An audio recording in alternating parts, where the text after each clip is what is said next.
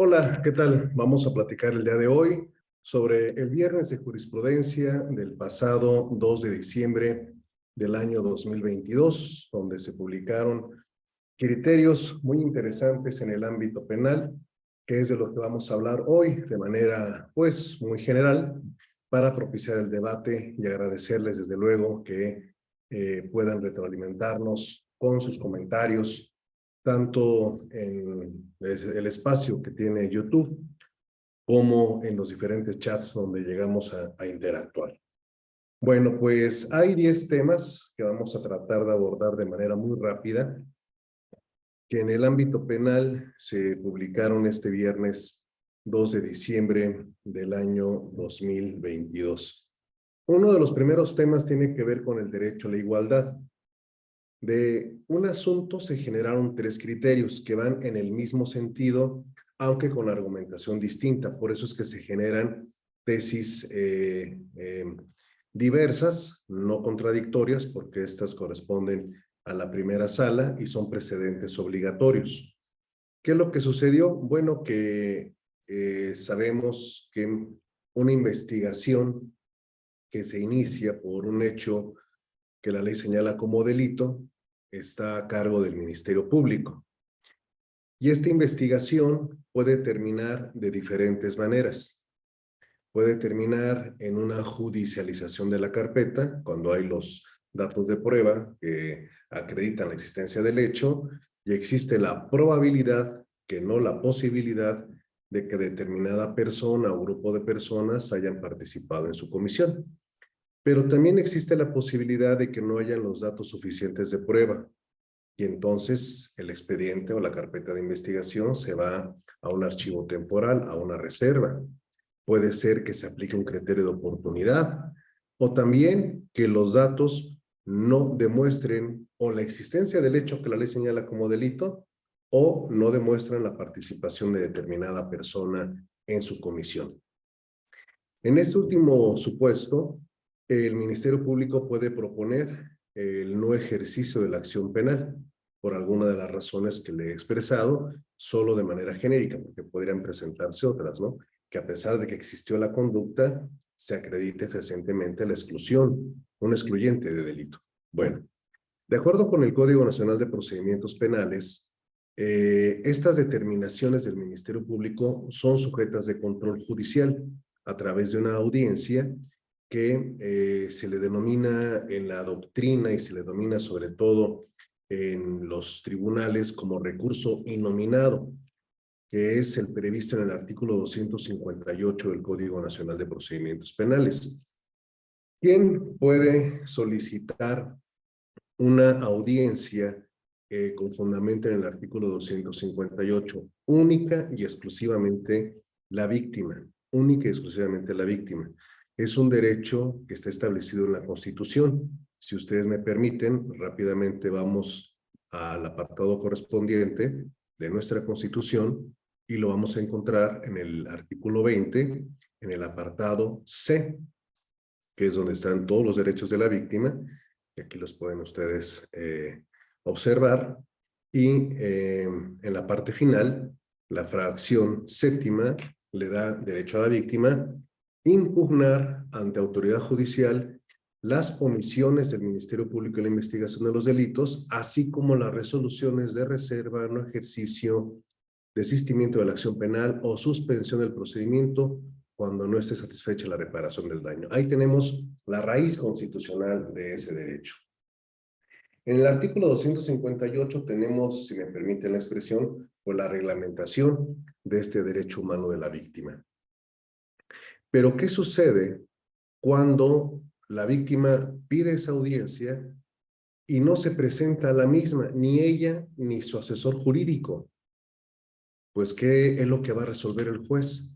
Recordemos que el sistema procesal acusatorio es una dialéctica, ¿sí? Donde tiene que haber una tesis, una antítesis y una resolución, una conclusión. Pero si no hay tesis, pues no puede haber antítesis.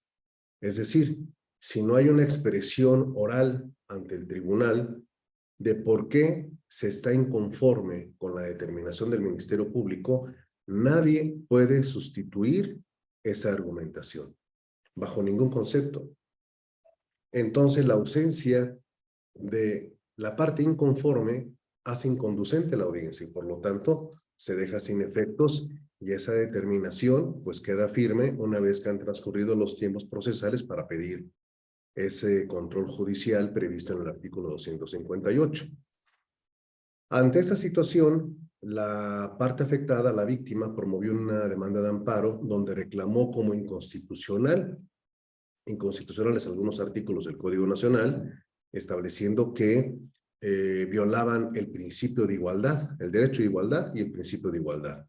Entonces, lo que va a resolver la primera sala de la Suprema Corte de Justicia de la Nación en ese amparo va a ser que bajo ninguna circunstancia se puede señalar que hay una violación a ese principio.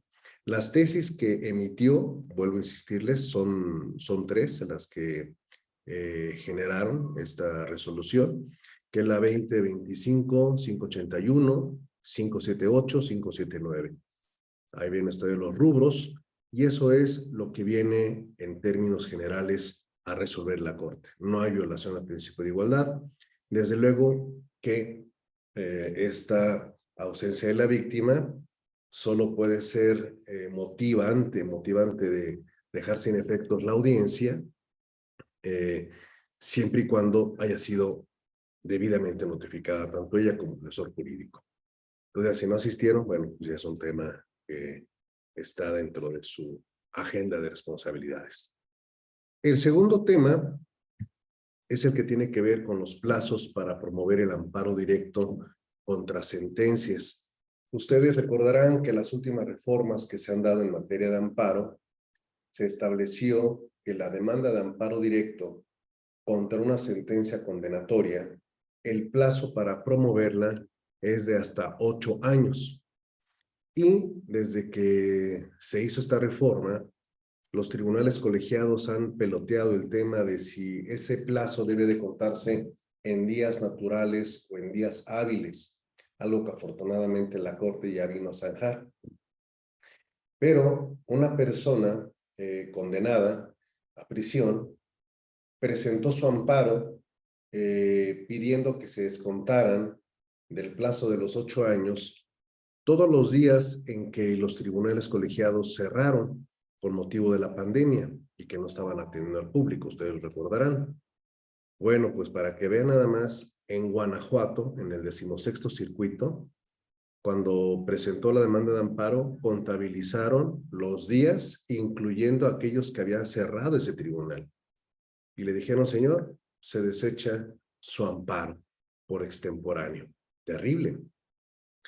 En el primer circuito, en la Ciudad de México, ya existía una jurisprudencia que decía que se tenía que descontar de ese plazo de los 8 años los días en que el tribunal o los tribunales no hubieran laborado. Y bueno, la Corte, al resolver esta contradicción de tesis, pues determina que los plazos para resolver sobre el término de los 8 años deben ser descontados necesariamente los días en que no se elaboró. Entonces, esta es la tesis, que es la número 20-25-577. Importante, ¿no? Pero no quiero imaginarme pues la tragedia de esta persona en Guanajuato, ¿no? A la que pues ya le desecharon su amparo de esa manera tan arbitraria. Bien. Otro de los temas que se manejan en estas tesis publicadas el pasado viernes 2 de diciembre de 2022 es el tema de la extradición. ¿Puede una misma persona ser requerida en varias ocasiones por el Estado requirente a pesar de ya haber presentado previamente una u otras solicitudes? Esto es violatorio del principio non bis in idem. El principio non bis in idem es un derecho humano que tienen las personas y que su antecedente directo de nuestra Constitución lo encontramos en las enmiendas a la Constitución estadounidense. En los Estados Unidos a esto se le denomina double jeopardy, No puede una persona ser procesada 2 veces por el mismo hecho cuando ya ha sido condenada en una ocasión. Y este principio non bis in idem se ha interpretado en ocasiones por quienes somos operadores del sistema penal, ya sea como fiscales, como asesores jurídicos o como defensores, en forma equivocada, porque llegamos a pensar que una carpeta de investigación por los mismos hechos es una violación al non bis in idem. No, el non bis in idem es claro, cuando una persona ya sea juzgada, condenada por un hecho, no puede volver a hacerla por otro, por los mismos hechos, pero en otro proceso. Una de las prácticas que se han dado desafortunadamente en las fiscalías es decir, o mejor dicho, acusar a una persona por delincuencia organizada y lavado de dinero, por ejemplo. Ya una vez que lo condenaron o lo absolvieron, la avientan otra por los mismos hechos, pero con diferente calificación normativa, asociación delictuosa y evasión fiscal, por ejemplo. Entonces, ahí es donde se presentan estas grandes problemáticas. Y de lo que trata la tesis que se publicó este pasado viernes, 2 de diciembre de 2022, es el caso de un uruguayo que está en México y que el gobierno de esa república en una primera ocasión solicitó la extradición, la cual le fue denegada por cuestiones de carácter formal. Listo. Corrigen los temas formales y vuelven a solicitar la extradición de esta persona. Y entonces su defensa promueve el amparo diciendo que se está violando el Tratado Internacional entre México y Uruguay, que se está violando el principio non bis in idem. Y la Corte entra a resolver que no se está violando el principio non bis in idem, que el Estado requirente sí puede solicitar nuevamente esa determinación, siempre y cuando esos procedimientos nunca sean paralelos. Es decir, una persona nunca debe de enfrentar 2 procesos simultáneos de extradición por los mismos hechos. No porque viole el non bis in idem, sino porque simple y sencillamente es una incoherencia de tener 2 frentes jurídicos abiertos por una misma circunstancia. Entonces, esa tesis que la estoy resumiendo con ustedes es la número 20-25-606. Y su rubro es concorde con lo que estamos aquí platicando. Aquí la van a tener ustedes, el procedimiento de extradición. Bien, otro de los temas que se van a manejar en esta ocasión es un tema muy interesante, muy interesante, en el que quiero ser un poquito más enfático. Fíjense lo que sucedió. Guadalajara, Jalisco. Un joven de 19 años de edad, estudiante preparatoria, invita a una joven que acaba de llegar a la ciudad, también compañera de él en la prepa, y la invita a conocer la ciudad. Y le dice, vamos a comer. Ok, entonces van a comer y acuden a comer al restaurante que tiene su papá en Guadalajara. Si el joven tiene 19 años, la joven está más o menos en ese rango de edad, no es menor de edad. Lo digo solamente como contexto, ¿correcto? Bien. Llegan a ese restaurante y piden un shot de vodka. Cada quien es libre de pedir lo que quiera, desde luego, ¿no? Y se toman un shot de vodka. Y después, entre los dos, se acaban 2 caguamas. Para quienes nos siguen y no conocen algo de la antropología y sociología mexicana, las caguamas son botellas de 1 litro de cerveza y se las beben. Entonces, la mujer desafortunadamente pierde el conocimiento. Se le borró el cassette. Y esta joven, fíjense que cuando llega al lugar, al restaurante, le manda la ubicación a sus papás. Y le dice, aquí estoy, aquí está su papá, inclusive de mi amigo se llama fulanito, etc. Bien. Y les había pedido que pasaran por ella alrededor de las 6 de la tarde.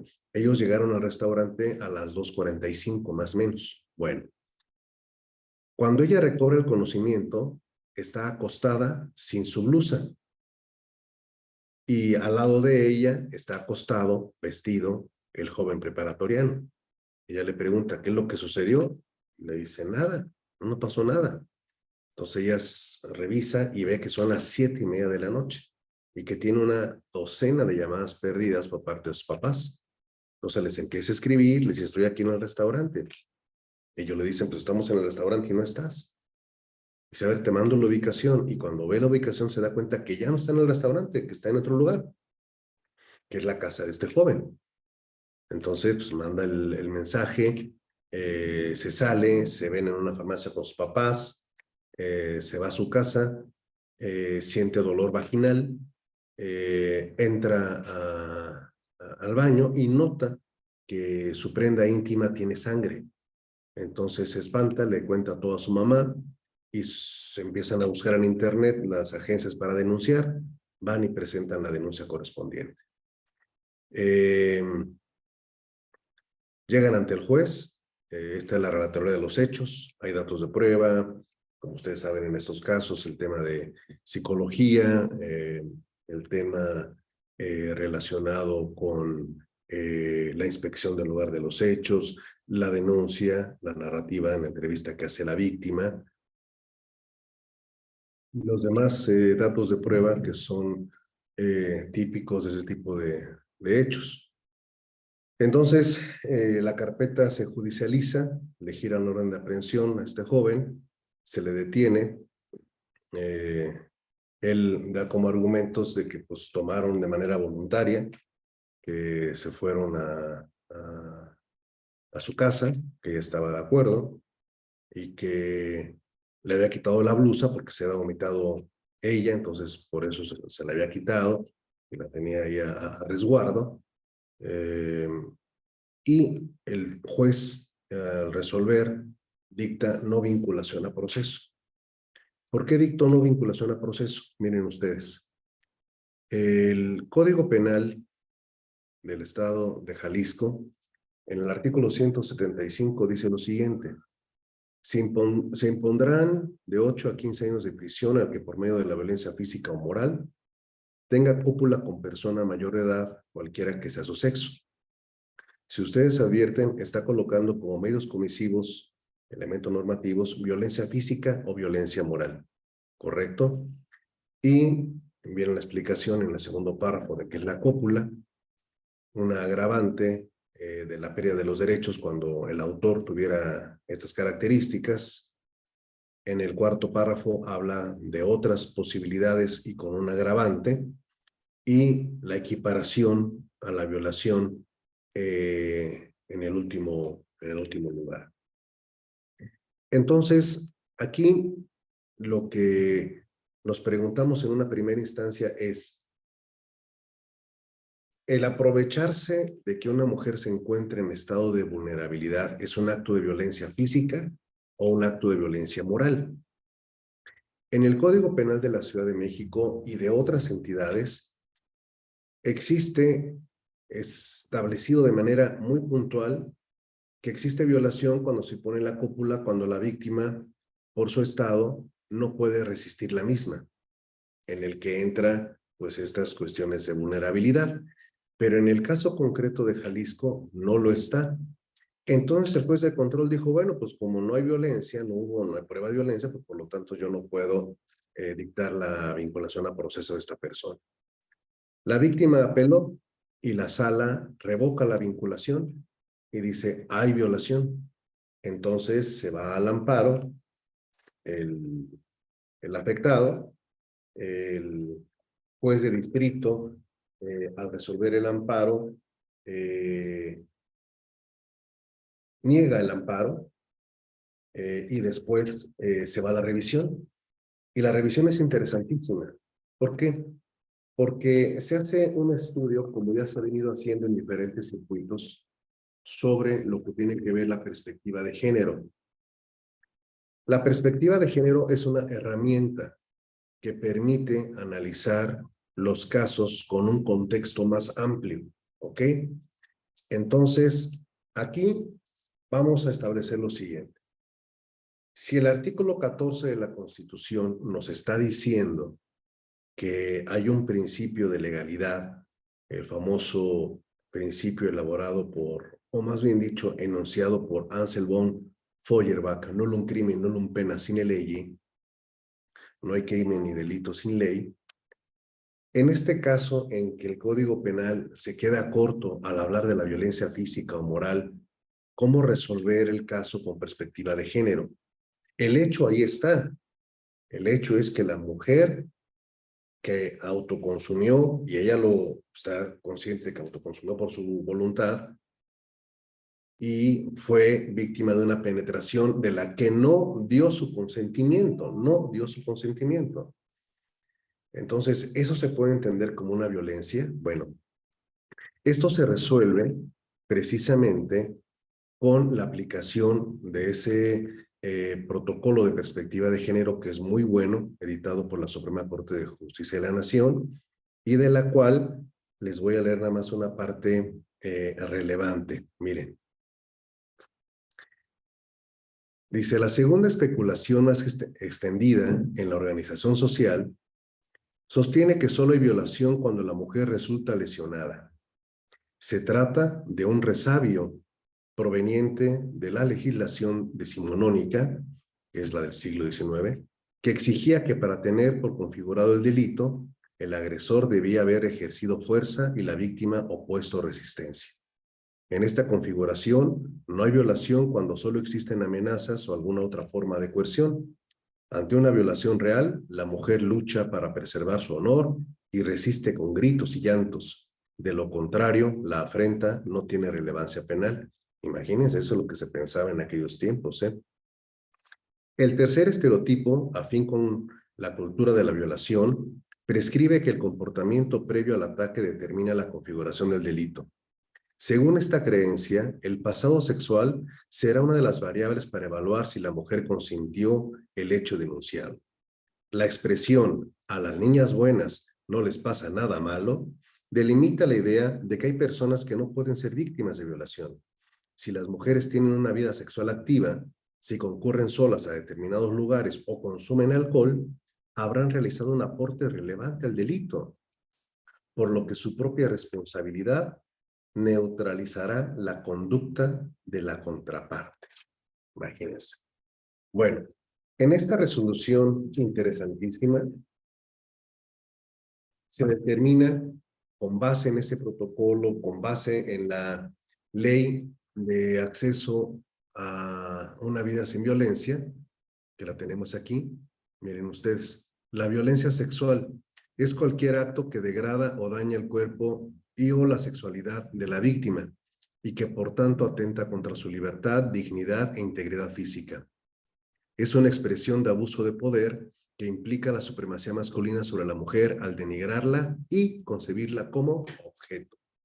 Y por lo tanto, confirman la negativa de amparo y establecen que existió violencia, que es una nueva forma de interpretación de la violencia física que no puede quedar limitada a los golpes, sino a este tipo de actitudes que, aunque el legislador ha sido omiso en crear el tipo penal correspondiente, basta que se hable de violencia para que su interpretación con perspectiva de género se dé por acreditada en este hecho tan lamentable para la víctima.